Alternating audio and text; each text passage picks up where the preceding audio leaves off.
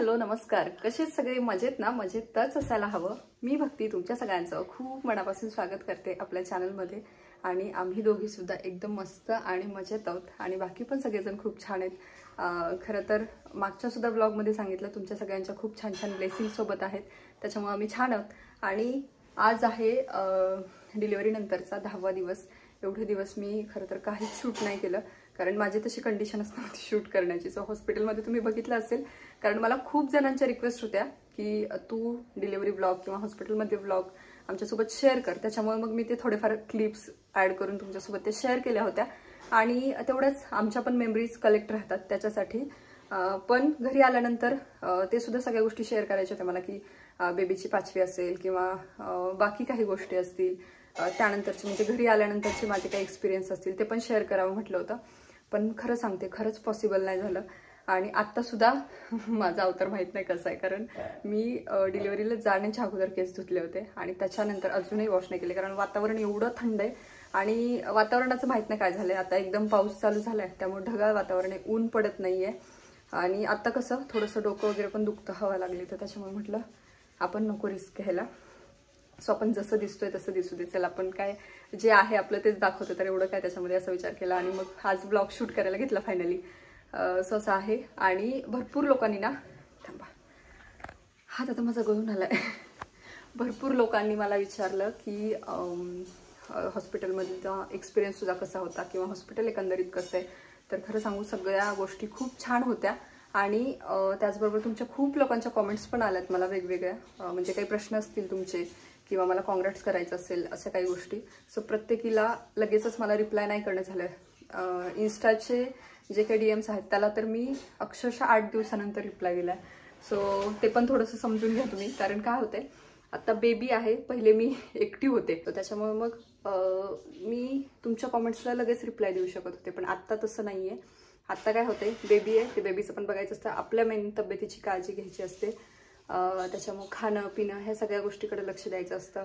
आणि त्याच्यामध्ये ना एडिटिंग होत नाही. आणि जे एक्सपिरियन्स मदर आहेत त्यांना तर माहीत असेल, रात्रीची झोप पूर्ण उडते. आणि मला डिलिव्हरीच्या अगोदरच सगळेजण म्हणत होते की तू रात्री तुला जेवढं झोपायचंय, दुपारी जेवढं झोपायचंय तेवढं तू मस्तपैकी आराम करून घे, झोपून घे, कारण नंतर तुझी काही झोप होणार नाही. सो तेव्हा असं वाटायचं की हां ठीक आहे चल म्हणत असतील, पण आता ते कळलंय. बेबी दिवसभर मस्त एकदम गाढ झोपते बघा, मस्त झोपलीये. आणि रात्रभर मग थोडीफार किरकिर वगैरे चालू असते. सो एवढं पण काही किरकिरी नाहीये, पण मग मध्येच तिला जाग आली, शिसू केली, भूक लागली असं, तर अशा गोष्टी अशा वेळी मग थोडंसं रडते. आणि ते नॉर्मल आहे, छोटं बेबी आहे. सो त्याला एकतर सगळ्या गोष्टींची सवय लागायला, एन्व्हायरमेंटमध्ये सूट व्हायला वगैरे तेवढा वेळ लागत असेल. सो त्याच्यामुळे ते नॉर्मल आहे, पण ते आमच्यासाठी थोडंसं नवीन आहे, त्याच्यामुळे थोडं सुरुवातीला जड जाते, पण होईल आता त्याची सुद्धा सवय होईल. आणि त्यामुळं व्हिडिओ एडिट करणं होत नाहीत तेवढ्या लवकर. खूप अगोदरचे पण व्हिडिओ खूप लेट आले. आणि मी डेली नाही टाकत आहे सध्या, 1 दिवस आड 2 दिवस आड असं टाकते, कारण डेली व्हिडिओ टाकण्यासाठी ना, तेवढं शूट करण्यासाठी सध्या मला असं वाटतं मी तेवढी कॅपेबल नाही म्हणू शकते. कारण एवढी दगदग करून शूट करायचं, एडिटिंग करायचं, ह्यात काय अर्थ नाही वाटत मला. माझ्या तब्येतीची काळजी घेणं हे सगळ्यात महत्त्वाचं आहे. आणि भरपूर लोकांनी ना हे समजून घेतलेलं आहे, त्याच्यामुळे मग मला ते सुद्धा एक चांगलं वाटतं की आपली सगळी जी यूट्यूब फॅमिली आहे ना, ती सगळी खूप छान आहे, त्यामुळे सगळ्या गोष्टी खूप समजून घेते. सो जसं होईल तसं मी मेमरीज आमच्या ज्या काही आहेत तर त्या मी तुमच्यासोबत शेअर करतच असते. आणि बाकी मग ऑल ओव्हर एक्सपिरियन्स छान होता. भीती खूप जास्त वाटत होती सुरुवातीला, पण त्या भीतीवर मात करून गेले हॉस्पिटलला. आणि आता मस्त छान ठणठणीत दोघी पण आलेलो. सो सगळं छान होतं, छान छान विचार केला तर सगळ्या गोष्टी छान होतात असं वाटतं मला. आणि तुमचे तर आशीर्वाद आहेतच. सो आता बाकी काय काय होते ते मी तुम्हाला दाखवते. चलो असेच connect. Good morning. Good morning. इथे बघा आमच्या बेबीची अंघोळ झालेली आहे. अंघोळ म्हणजे पुसून झाले आहे, कारण ते नाळ पडेपर्यंत नाही सांगितले अंघोळ घालायला. आणि इकडे बाबांची ड्युटी ऑन, हा ना. ऑफिसला सुट्ट्या घेतल्यात तोपर्यंत आहे ड्युटी घरची. आणि इकडे मस्त असं सकाळी सकाळी ना ऊन येतं. आता सगळीकडे कपडेच दिसणार आहेत तुम्हाला. इकडून ऊन येतं मस्त पैकी. आणि इथे असं उन्हाला मस्त शेकते, विटामिन D घेते. हो ना बेबी, ए बेबी. काय करतय, काय करते बाबू? अय्यो कॅमेराकडे बघतोय काय? हा तिनं पूर्ण प्रेग्नन्सी मध्ये तिच्या कॅमेरात बघितला असणार आहे. आता काही नाही तिला.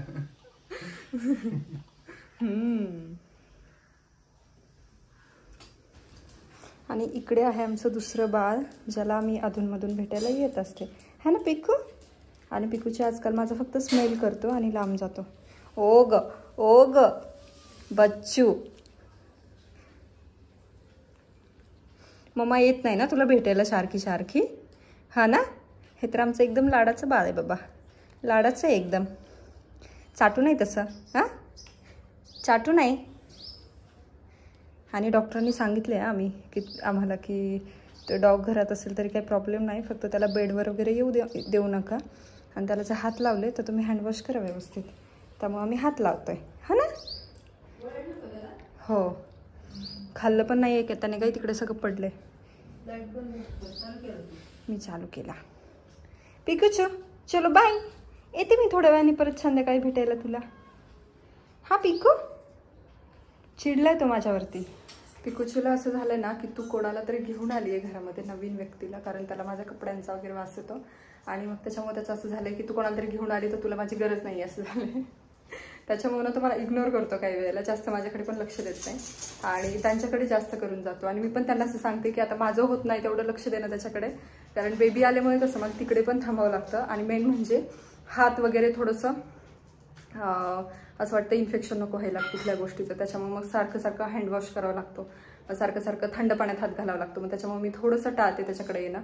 मग त्यांना सांगते की तुम्ही सकाळी संध्याकाळी त्याच्या सगळ्या गोष्टी म्हणजे फूड वगैरे सगळं लक्ष देत चला. आणि त्याच्यासोबत ते खेळतात सुद्धा सकाळी किंवा संध्याकाळी, त्याला वॉकला घेऊन जातात जेणेकरून त्याला असं एकटं एकटं नको वाटायला. आणि मग बाकी झोपायला वगैरे तो त्यांच्यासोबत हॉलमध्ये असतो, त्याच्यामुळे मग त्याला तेवढं एकटं नाही वाटत. अदरवाईज काय झालं असतं, आता ते ऑफिसला गेले तर त्याला थोडंसं वाटेल एकटं, पण आता ऑप्शन नाही आहे. थोडंसं बाळाचं पण लक्ष द्यायला पाहिजे आणि आमच्या पिकूकडे पण लक्ष द्यायला पाहिजे, है ना. त्यामुळे मी थोडं थोडं कधी कधी तुला भेटायला येत जाईल, थोड्या थोड्या वेळाने, बरं का पिकूचू? हां आता बशा फूड खाऊन घ्या, तुझ्या खाऊन घ्या. किती छान वाटतं त्याला. अगं चलो चलो bye bye bye bye. Hello, तर आज आहे दुसरा नाही तिसरा दिवस. मागचा व्हिडिओ तुम्ही जो बघितला ना त्याच्यानंतरचा. ड्रेस सेम आहे कारण आमच्याकडे ड्रेसची खूप कमतरता आहे आता सध्या माझ्याकडे. मला आता तेच कपडे घालावं लागत आहेत कारण मॅटर्निटी वेअर कमी आहेत. आता मी पहिली ऑर्डर करेन जेणेकरून मला पण नवीन ड्रेस घालायला भेटतील आणि तुम्हाला पण बघायला भेटतील. सो आत्ता आम्ही बाहेर गेलो होतो जरासं. खरं तर हॉस्पिटलमध्ये पण जायचं होतं आज स्टिचेस काढण्यासाठी, पण मग डॉक्टरांना अर्जंट काहीतरी काम आलं त्याच्यामुळे मग म्हटलं उद्या जाऊया, उद्या बोलवलं आहे. आणि सो आज आम्ही एका दुसऱ्या कामासाठी गेलो होतो. दुसरं काम म्हणजे आज आमचं खूप मोठं काम झालं. जसं मी तुम्हाला मागे पण सांगितलं होतं, पिकू आमच्यासाठी लकी आहेच, तसंच आमची बेबी गर्लसुद्धा आमच्यासाठी लकी आहे कारण खूप दिवसाचं एक रखडलेलं काम आज आमचं कंप्लीट झालं आहे. सो काय ते ना तुम्ही जर छान असं नोटीस केलं तर तुम्हाला नेक्स्ट व्हिडिओमध्ये ते कळेल. सो कोण नोटीस करून सांगते तर ते बघूयात आपण आता, है ना. परीक्षा डायरेक्ट परीक्षा, कारण कोण कोण मला किती नोटीस करते ते कळेल ह्याच्यावर आणि कोण कोण मला किती ओळखते ते. सो आता आमचं छान मोठं असं काम झालेलं आहे आणि ते बरं वाटतं खरं तर झालं तर. आणि बेबीला सोडून आलो आहे आज आम्ही. आईला फोन केला होता मी की उठली आहे का ती म्हणून, पण नाही उठली नाही आहे. मस्त 1 तास झाला असेल का फोन आला तुला? हो 1 तास झाला, 1.5 तास झाला, 1.5 तास. गेल्या तुला तिला खायला घालायला. हां आज काय झालं, आज 12वा दिवस आहे तिचा आणि तिची नाळ पण पडली आज, त्याच्यामुळे मग तिला आम्ही मस्तपैकी मॉलिश करून आंघोळ वगैरे घातली आणि त्यामुळे ती मस्त अशी झोपलेली आहे. सो म्हटलं चला आपण हे काम आहे तर ते पण करून घेऊ. सो बाहेर पडलो होतो, सो काम पण झालं आणि आता निघालो घरी. तर हा आहे NDA पाषाण रोड आणि इथून ट्रॅव्हल करायला ना खूप छान वाटतं कारण वातावरण बघू शकता, निसर्ग बघू शकता, इथला खूपच सुंदर आहे. आणि पुण्यामध्ये ना असं वातावरण किंवा एवढी शांतता रोडवरती खूप कमी बघायला मिळते, नाहीतर जिथे जावं तिथं ट्रॅफिक बघायला मिळेल. सो इथून जाताना ना खूपच मस्त वाटतं, म्हणून म्हटलं चला तुमच्यासोबत पण शेअर करते.